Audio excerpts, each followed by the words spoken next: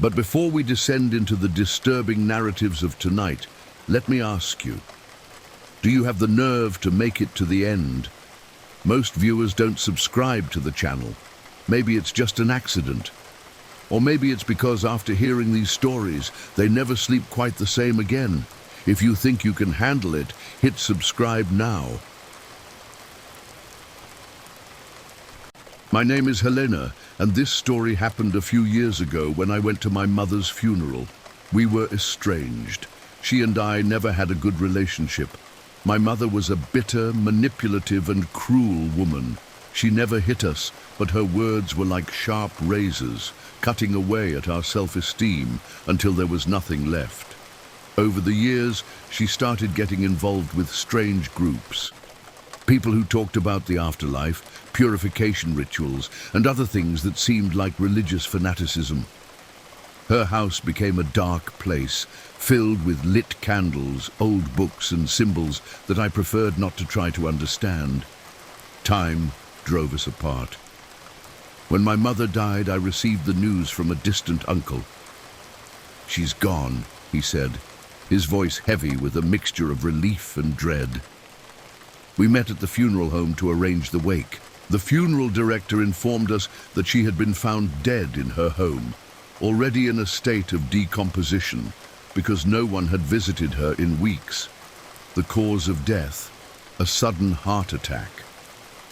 I stayed late at the funeral home, taking care of the final details. My sister left early, claiming she couldn't stand the environment. I was alone in the reception room, waiting for everything to be finalized. That's when it happened.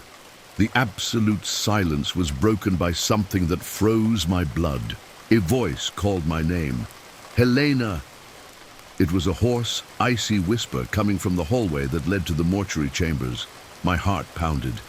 At first, I thought it was an employee, but then it came again. "Helena, I'm here." The voice was different, almost a hiss, as if it came from a parched throat. I got up and walked to the source of the sound. The hallway was narrow and smelled of chemicals. At the end of it, there was a door with a sign that read, "Restricted Access." The voice came from behind it. My hand hesitated on the doorknob, but something inside me compelled me to open it. The room was freezing, lit only by a flickering fluorescent light. In the center, a metal table, and on it, my mother's body. She was covered with a white sheet, but her face was exposed, eyes closed, mouth slightly open, her skin pale and rigid. And then I saw it. Her fingers moved. I swallowed hard. Post-mortem reflexes, I thought. But then her hand lifted slightly, as if trying to grab something. The air became heavy. The absolute silence was replaced by a wet, repulsive sound, something like flesh moving against flesh. That's when her mouth opened, and opened, and opened, far beyond what should have been possible. Her eyes widened, completely white, and then, without moving her lips, I heard her voice, inside my head. "Let me in, Helena."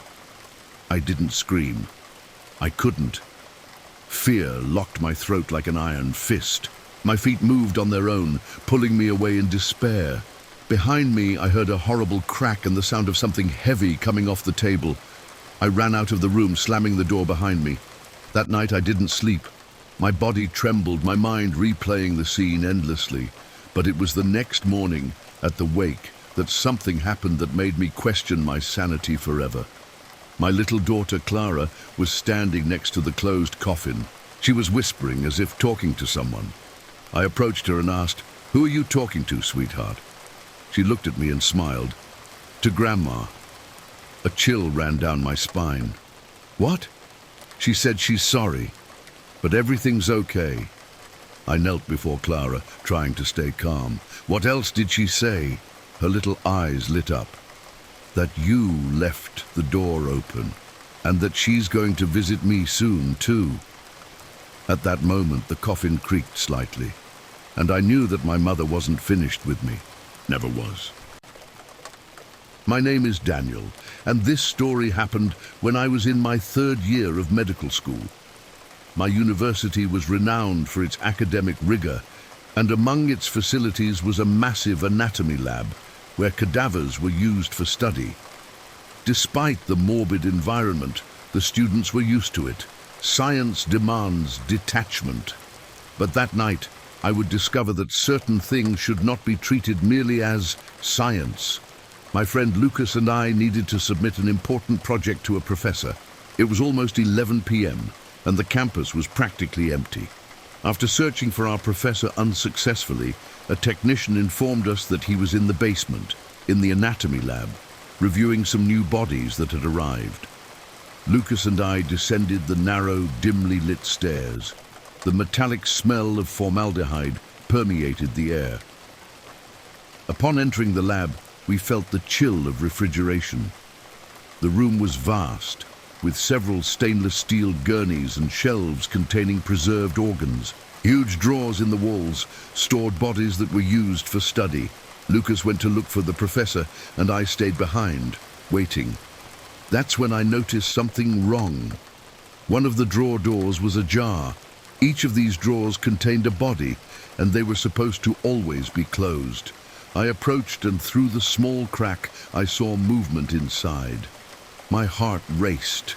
I tried to convince myself it was my imagination. Post-mortem reflexes, maybe? But then I saw it. Fingers reaching out from the crack. Long, thin, and twisted like claws. The absolute silence was broken by a low sound, a wet whisper, as if something without lungs was trying to speak.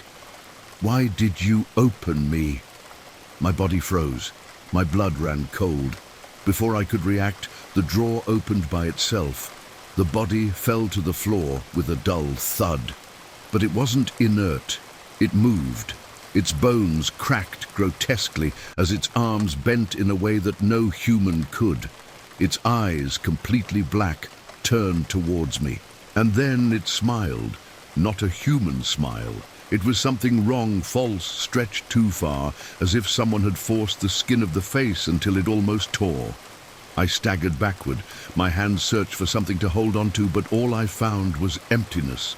The cadaver crawled towards me with a slow, jerky motion. Its lips began to move, but it wasn't a normal sound.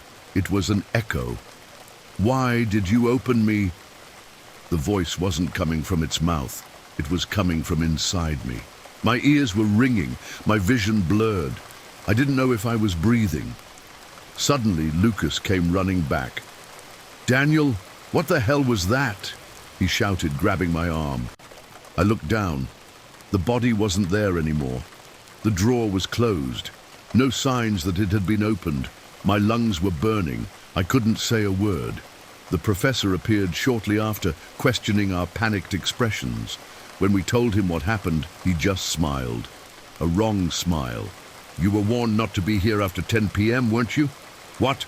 Lucas asked, still gasping for air. The professor crossed his arms and looked at the drawer. "Not all bodies accept being studied." He then turned and left, leaving us there, frozen, staring at the closed drawers. I swear I heard a muffled whisper coming from inside them as we ran out of the lab that night. I never went back there after dark again. And if you ever visit an anatomy lab after hours, don't look through the cracks. What's inside might look back. My name is Eduardo, and I used to work as an autopsy technician in a morgue in the interior of Brazil. The job wasn't glamorous, but it was honest. I learned to deal with death practically, without sentimentality. At least, that's what I thought, until that night. The morgue where I worked was an old building with narrow corridors and an eternal smell of formaldehyde and disinfectant. They said that before the morgue, it had been a psychiatric hospital. Some old-timers in the city swore that the place still held echoes of the former patients. I never believed those stories, until we received the body of Vicente Marcondes. He was a well-known wanderer in the region. He had been run over on the road, alone, in the middle of the night. When they brought him in, his body was a mess of broken bones and torn flesh. The sight was horrifying, but what really bothered me was his face. Even dead, Vicente was smiling. It wasn't a normal smile. His lips were pulled back, as if someone had stretched them until they almost tore, and his eyes, even closed, seemed to have an unsettling glint. That made me uncomfortable. I was in charge of preparing the body for burial. I started the standard procedure. I cleaned the wounds, stitched up the lacerations, and dressed Vicente in a simple suit. Everything was going smoothly, until suddenly the lights flickered. It wasn't uncommon for the electricity to fail. But at the exact moment the room darkened, a wet noise broke the silence. A crack, as if bones were moving. The lights came back on, and then I saw it. Vicente's arm was in a different position. I knew I hadn't left it like that. I stood paralyzed for a moment, trying to find a logical explanation. Maybe I was mistaken. Maybe it was just a post-mortem spasm. But then I saw something that made me feel pure terror. Vicente's smile was bigger. Before I could react, I heard a wet sound, something stretching and tearing. I looked at his feet. His toes were moving, each joint twisted in the wrong way, as if they were trying to remember how to walk. And then, with a nauseating crack, his knees bent backward. The body sat up. I opened my mouth to scream, but the air wouldn't come. Vicente turned his head slowly toward me. His eyes opened. Empty. Black. Then he smiled even wider, the skin pulling back to expose his teeth and gums. "You shouldn't have dressed me so soon," he murmured. The sound came out low, as if the words were coming from inside his open chest. I collapsed backward, my heart beating so hard that I thought I would die right there. That's when the lights went out completely. In the pitch black, I heard wet footsteps on the floor, the sound of something crawling, as if he didn't quite know how to walk yet. My mind screamed for me to run, but my body was frozen. And then I felt an icy breath on my ear. "You shouldn't have dressed me so soon," I screamed and crawled across the floor, tripping over instruments and knocking over metal trays. I ran blindly through the morgue until I reached the door and stumbled out into the illuminated hallway. The security guard found me there, pale, panting, and covered in sweat. When I explained what happened, he looked at me expressionlessly and said, "That happens from time to time." I never went back into that room alone. And when I left, weeks later, Vicente was still there because no one came to claim his body. Every time I walked past the corridor, I avoided looking at the door of the cold room. But in the rare moments when I gave in to curiosity, I noticed something strange. The drawer where he was stored seemed slightly open, as if someone had gotten out of there. Hello, everyone. My name is Harold Carter, and a few years ago I worked as an assistant at a funeral home in the state of Virginia. The work was never easy, but over time, you get used to dealing with death, or at least you think you do. To this day, there's one night that I've never been able to forget, a night that made me question everything I believed about life and what comes after it. It was a rainy Wednesday, and the funeral home had received the body of a little girl named Lillian Monroe. She was only 6 years old and died of a rare and aggressive disease. Something about this story already made me uncomfortable. Maybe it was because I had a daughter the same age, or maybe it was the fact that children should never die so young. My task was to help prepare the body for the wake, along with one of the most experienced embalmers, Mr. Wilkins. The process went normally. Chemical bath, draining the body, dressing, everything seemed in order until her shoes disappeared. She had arrived with shiny black patent leather shoes, matching her white dress. But when we went to put them back on, they were no longer there. Mr. Wilkins looked around, grumbling about how employees sometimes moved the deceased's belongings without warning. I decided not to think too much about it and continued my work. But deep down, something inside me knew that this wasn't a common mistake. Around 11:30 p.m., I was the only employee left in the funeral home. Mr. Wilkins had already left, and my job that night was just to finish cleaning up. That's when I heard light footsteps in the hallway. I stopped what I was doing. The entire building was empty, except for me and the bodies behind the metal doors. The footsteps continued, a small rhythmic sound, as if a child were walking barefoot on the cold floor. My heart began to beat faster. I left the preparation room and looked down the dimly lit hallway. It was empty. Convinced that it was just my imagination playing tricks on me, I went back to cleaning up. But then came the crying. A low, trembling, desperate cry. It seemed to be coming from the room where Lillian's body was. I tried to rationalize. Maybe it was just a leak in the plumbing or the wind blowing through the air ducts. But I knew deep down that it was none of that. Summoning courage, I grabbed the flashlight and went to the room. The door was ajar, and then I saw something that made me freeze. Upon entering the room, the first thing I noticed was the smell. Not the chemical smell of formaldehyde and disinfectant, but a rancid odor of something old, something rotten. And then the shoes were there. They were right in the middle of the floor, perfectly aligned, pointed towards me. That's when I heard it. A hoarse whisper, coming from under the gurney where Lillian's body was. "Mommy?" My whole body shivered. Slowly, I lowered the flashlight and directed the light to the narrow space under the gurney. That's when I saw it. Two dark, deep-set little eyes looking directly at me. My blood ran cold. That wasn't the girl. The eyes were too big, black as pitch without eyelids. The skin was grayish and dry, and its mouth...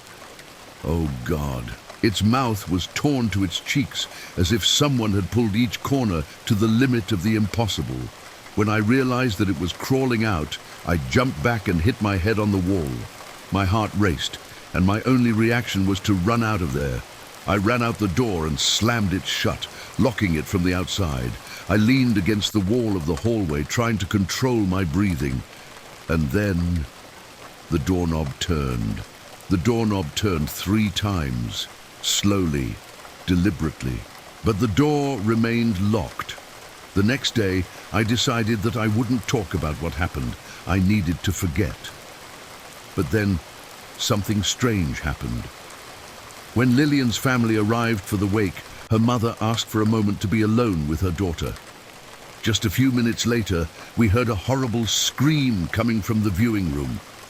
Her mother was crying, pointing to the open coffin. I approached and looked. Lillian's body wasn't there. The coffin was empty. And on the floor, right in the center of the room, were the black patent leather shoes, perfectly aligned, pointing towards the door. The funeral home called the police. They did a thorough search of the building, checked the security cameras. There was no recording of anyone removing the body, but I knew she was never in the coffin. She never left that room. And that night, as I locked the doors to leave, I swear I heard the sound of bare feet running behind me. Since then, I've never been able to enter a funeral home without feeling that something small and silent is watching me from the shadows. Thank you for listening to my story. If you work at night in a morgue and you hear the footsteps of a child, do yourself a favor. Don't look down. Hello, everyone. My name is Charles Walker, and a few years ago I worked as a funeral director in the state of Missouri. My job consisted of preparing bodies for wakes and handling the arrangements before the ceremonies. It was a quiet, solitary job, and honestly, I liked that. But on that specific night, something happened that made sure I never entered a morgue again without feeling a chill down my spine. It all started on a rainy October night. My boss was out of town, and I was in charge of receiving the body of an unknown man who had died under strange circumstances. When the funeral transport arrived, I noticed something unusual about the coffin. It was locked.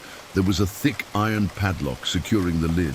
I asked the transporters why the coffin was sealed that way, but they just shrugged. It was delivered like this. We just transport it. That didn't make sense. No coffin was ever locked like that. I called my boss to ask about it. He answered with a groggy voice, as if he were exhausted. "Charles, don't touch that coffin." "What do you mean?" "Don't try to open it. Don't mess with it. Just leave it in the storage room until tomorrow." That made me even more uneasy. If there was one thing I learned over the years working at a funeral home, it's that when something seems too strange, you should just let it go. But curiosity is a poison, and that night I made a terrible mistake. Around midnight, I decided to take a closer look at the coffin. It was old, made of dark, aged wood, as if it had been there for decades. The padlock was thick and rusty, but I noticed something odd. There was a key attached to the padlock itself. As if someone wanted it to be opened, my heart raced. I tried to resist, but something inside me screamed for me to open it. So, I twisted the key. The padlock clicked open with a dry snap, and the lid creaked slightly. With trembling hands, I lifted the coffin lid, and then my blood ran cold. I looked inside. There was no body, nothing but worn lining and accumulated mold. The coffin had been delivered with no one inside. Or worse, what was inside had already left. The door to the storage room slammed shut behind me. A shiver ran down my spine. The air became heavy, as if something was breathing next to me. Then I heard a low, hoarse whisper coming from inside the coffin. "You shouldn't have done that." I ran out of the room, slamming the door shut. My heart felt like it was going to explode, and my legs could barely hold me up. Then, when I looked to the end of the dark hallway, there was a man standing there. He was facing away, but I knew he saw me. His feet were bare.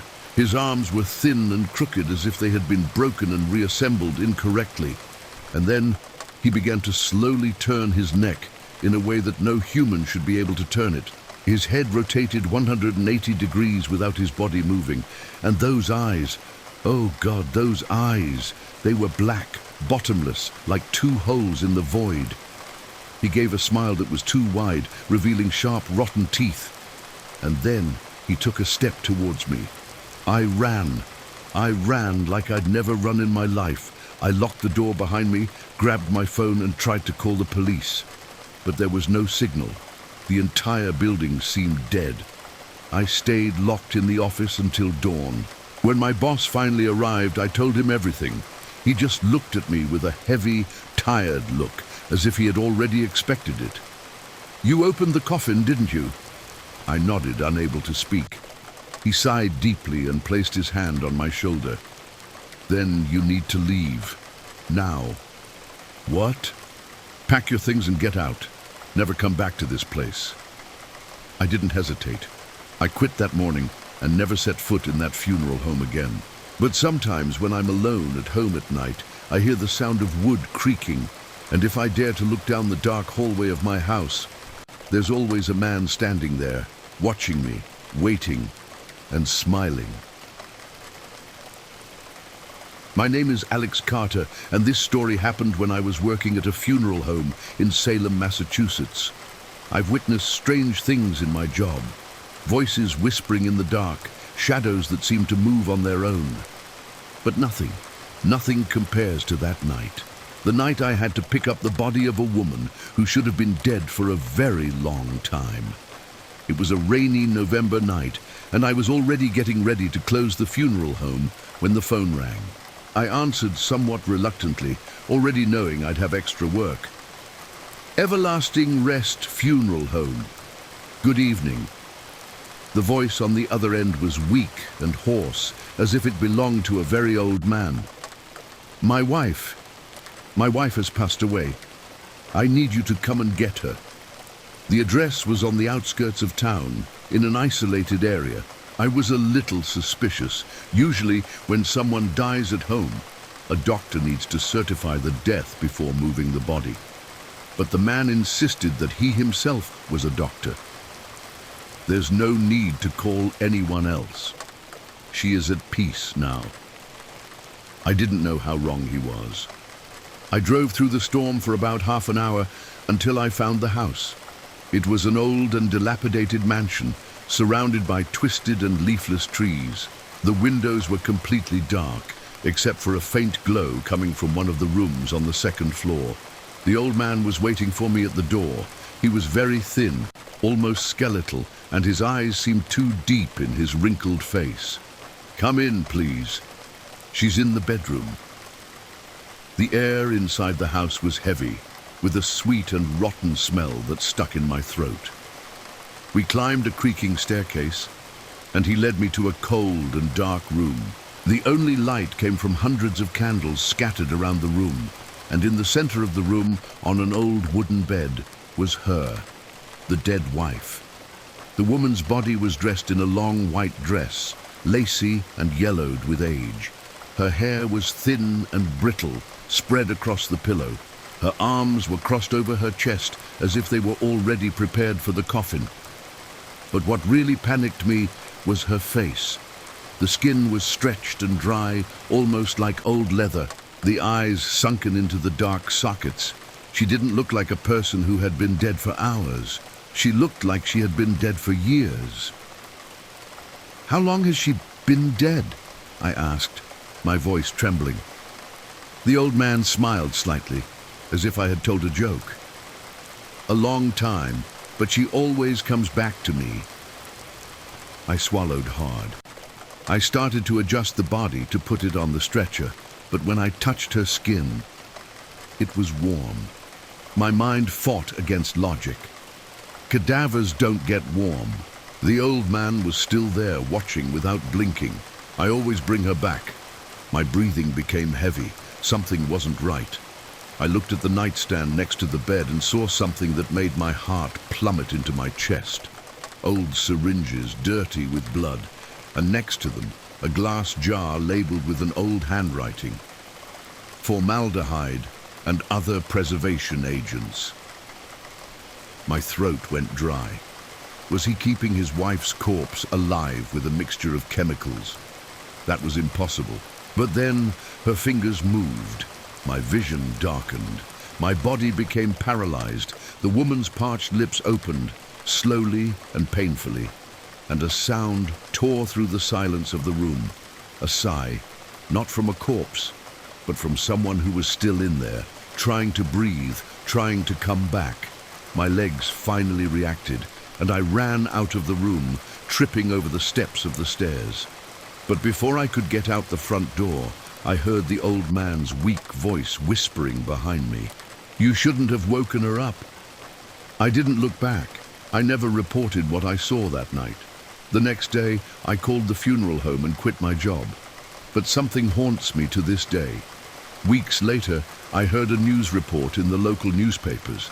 The old man's house caught fire and burned to the ground. Firefighters found 2 bodies inside, but there was something strange about the scene.